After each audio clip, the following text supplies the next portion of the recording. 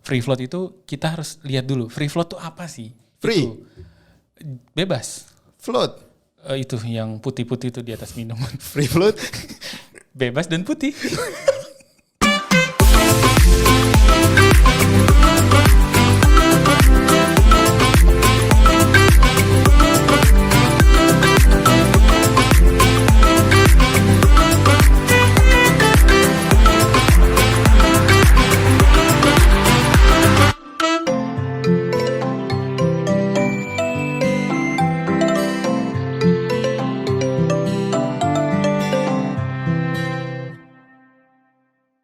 Halo rekan ngopi, kembali lagi bersama saya Bung Asur dan rekan saya Aceh. masih pakai baju yang sama di hari yang sama Di jam yang sama kurang lebih. dan topik yang sama. Topik yang sama. Kita melanjutkan masih Yang seputar kok kemarin sih. masih seputar Goto. Ya, betul. Nah, gini. Ini ada beberapa pertanyaan lah dari rekan-rekan ngopi ya. Dari netizen ya. Netizen Apa netizen sih? Oh, ya, bodoh amat. Bodoh ya. Nah, jadi gini, kan ada peraturan tuh yang bilang katanya minimal saham yang ditawarkan itu 7,5%. Ya. Kalau Goto kalau nggak salah sekitar 4%-an. Gue lupa tuh 4,6 sekian ya. Pokoknya 4%-an lah. Pertanyaannya, kok bisa? Nah, Kok bisa dia menawarkan sekecil itu gitu ya? Benar. Gitu ya. Sebenarnya gini, kita pahami dulu nih substance-nya, asik. Gue anaknya substance banget soalnya. Jadi yang tadi lu bilang itu biasanya itu namanya yang lebih dikenal ya, atau bahasa peraturannya itu free float. Free float itu kita harus lihat dulu. Free float itu apa sih? Free? Itu bebas. Float? Itu yang putih-putih itu di atas minuman. Free float? Bebas dan putih. Oke, balik lagi. Free float. Ya, Apa itu? Free float nih, buat rekan ngopi semua. Free float itu adalah saham yang dimiliki oleh pemegang saham kurang dari 5%. Nah, itu pertama. Oke. Terus, saham yang bukan dimiliki oleh pengendali dari si perusahaan itu. Iya. Dan yang ketiga, saham yang bukan dimiliki oleh anggota Dewan Komisaris dan anggota direksi. Jadi bukan yang dimiliki BOD, BOC. Itu nggak termasuk free float, nggak termasuk pengendali. Sama satu lagi, saham yang bukan saham yang telah dibeli kembali atau treasury stock. Oke. Saham treasury. Tadi apa? Dewan Komisaris, Ya. BOD, BOC, Ya. terus tadi pengendali, Ya. treasury stock, Ya. sama yang di bawah 5%. Kalau Dewan Perwakilan Rakyat? Itu adalah saham negara Republik Indonesia. Hasil Bom. Gua nggak siap, Bom. Oke, lanjut. Ya. No offense. Ya, jadi itu balik lagi. Saham free float itu harus dipahami dulu definisinya ya. Ya. Terus lanjut lagi. Kok bisa sih Goto menawarkan cuma 4%? Ya, itu pertanyaannya. Sementara yang istilahnya yang kita tahu orang di sana ada yang 7,5% di atas. Di atas 15, 20. Iya, 20, 15 Ya, segala macam lah. Nah, balik lagi. Memang harus baca prospektus. Di mana di prospektus Goto itu sebenarnya dijelaskan. Walaupun memang yang ditawarkan adalah sekitar 4,3%. 4,3 ya, sorry. Ya, Tadi salah gua. 4,3% itu Ya. atau sebesar 52 miliar ya kalau nggak salah. Iya, 52 miliar saham. Tuh, Bomi bilang. Oh iya, berarti benar. Iya, benar. Nah, 4% emang kelihatannya kecil. Tapi kita harus lihat di dalam prospektusnya, itu ada informasi bahwa ada pemegang saham pre-IPO-nya yang masuk kategori free float tadi. Gitu loh. Jadi kalau kita lihat di prospektus nih di sini nih, kan ada struktur pemegang saham sebelum dan sesudah penawaran umum. Nah, ini kan ada penawaran umumnya nih, kita lihat ya. Setelah penawaran umum, masyarakat ada 52 miliar. Oke. Atau sebesar 4,35%. Itu yang ditawarkan tuh pada saat IPO. Tapi di atasnya kita lihat lagi tuh ada namanya pemegang saham lain-lain. Dijelasin, kepemilikan kurang dari 5%. Itu jumlah sahamnya 745 miliar. 745,6 dari miliar. persentase Sahamnya, jumlah sahamnya. Dari jumlah saham. Iya, 745 miliar. Dan persentasenya sebesar 62,36%. Jadi sebetulnya kalau itu kalau kita mau ngomong free float nanti setelah IPO berarti 62% ditambah 4. Harusnya gitu perhitungannya ya. Betul, makanya dia sebenarnya sudah memenuhi nih. Tapi dia melakukan penawaran lagi tambahan kepada publik gitu kepada masyarakat.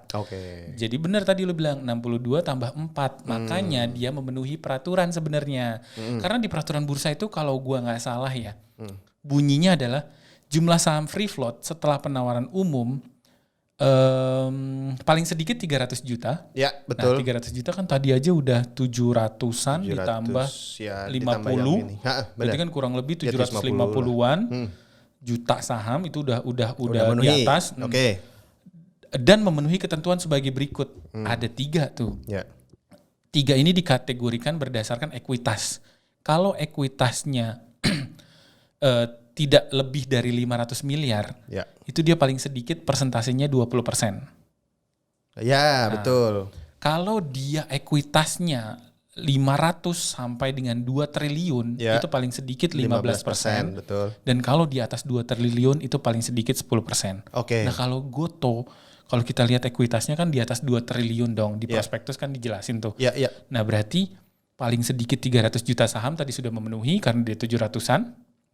Dan paling sedikit 10%. Berarti tadi 60 ditambah berapa? 4 ya? 62 tambah 4. Nah, berarti dia udah melebihi 10%, ya kan, dan 300 juta. Berarti memenuhi. Gitu. Inilah rekan ngopi, makanya perlu memang walaupun selain prospektus kita juga butuh untuk update peraturan lah minimal. Sama satu lagi kalau yang gue lihat tadi informasinya semuanya udah ada di prospektus. Jadi baca jangan setengah-setengah. Dan juga jangan lupa follow Ngopi PM biar tahu perkembangannya dan peraturan-peraturan yang ada di pasar modal. Sama kan update terus kita apa aja yang mau IPO. Itu ada namanya apa? Info Ngopi PM ya? Iya, alert. Iya nggak sih benar? Ngopi PM alert. Maaf, alert Ngopi PM. Salah gue. Kelihatan yang tidak aktif. Iya anjir, bukan gue yang bikin. Canva aja baru install. Gitu. Itu yang pertama tadi. Itu masalah free float. Yang kedua. Apa tuh? Gue ngebaca nih ada namanya bahasan tentang stabilisasi harga. Nah, ini yang ya sepanjang yang gue baca prospektus sebelum-sebelumnya ini belum ada. Iya, memang. Jadi ini bisa jadi ini termin baru atau mungkin baru aware. Ya, benar, baru aware. Nah, maksudnya apa sih? Ya sebenarnya kan udah banyak juga yang pakai, cuman memang karena ini adalah karya anak bangsa dalam negeri Indonesia Raya. Jadi baru pada aware nih kok ada stabilisasi harga gitu kan. Pada prinsipnya gini, stabilisasi harga itu lu memberikan istilahnya kenyamanan gitu loh, bahwa ada masuk gitu Bob. Enggak, tadi kan bukan, tadi kan lu ngomongin DPR kan, ada tukang bakso. Lu yang ngomongin DPR. Kan gue nanya. Emang. Oke, lanjut. Lupa tadi apa gitu.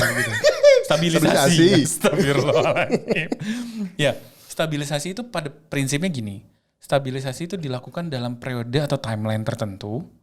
Di mana misalnya harganya di bawah harga IPO, itu kurang lebih akan di buyback oleh si agennya atau si perusahaannya, tergantung siapa pihaknya lah. Iya, siapa pihaknya itu, pihak-pihaknya itu semua itu tertuang dalam prospektus. Dan itu legal ya? Dan itu legal dan term conditionnya itu dijelasin periodenya berapa lama, let's say 30 hari setelah dia tercatat, itu dijelasin juga di dalam prospektus. Terus juga harganya, batasan harganya itu dijelasin juga di dalam prospektus. Misalnya contoh, tidak di bawah tidak di atas harga IPO gitu. Misalnya harga IPO-nya Goto 300 gitu ya. Itu dia nggak boleh melebihi 300 kalau ngebeli, tapi kalau di bawah 300 itu boleh. Gitu. Itu namanya stabilisasi harga. Dan 30 hari dilakukan gitu. Berarti sebenarnya ini salah satu bentuk perlindungan investor. Bisa kurang lebih itu ya. Atau bisa jadi sebagai tambahan ini loh, keyakinan buat investor gitu. Nah itu. Bisa jadi ya. Dulu kita pernah bahas pelindungan investor, tapi ini karena termin baru, makanya ini kita bahas di sini. Itulah biar pada aware lah stabilisasi harga itu apa. Iya. Gitu. Apalagi ya? Kayaknya udah itu aja ya. Udah sih yang banyak kayaknya ditanyain. Sih. Tapi nggak apa-apa. Kalau misalnya ada rekan kopi yang masih pengen tahu lebih lanjut, bisa di komen aja ya nanti ya di bawah ya. Iya. Kita selalu tersedia di Instagram, TikTok. Ya. Apa aja sih? Gue lupa. Twitter. Facebook. Gue belum pernah buka Facebook. micet. Wali kota dong. Ya udah. Oke, rekan ngopi. Thank you seputar Gotonya. Silakan komen dan like kalau suka dan juga share ke teman-teman kalian semuanya. Jangan lupa Nonton terus YouTube kita betul. di channel Ngopi PM, Ngobrol Pintar, Pasar Pasar Modal. Modal. Oke, Bye-bye. thank you. Love you.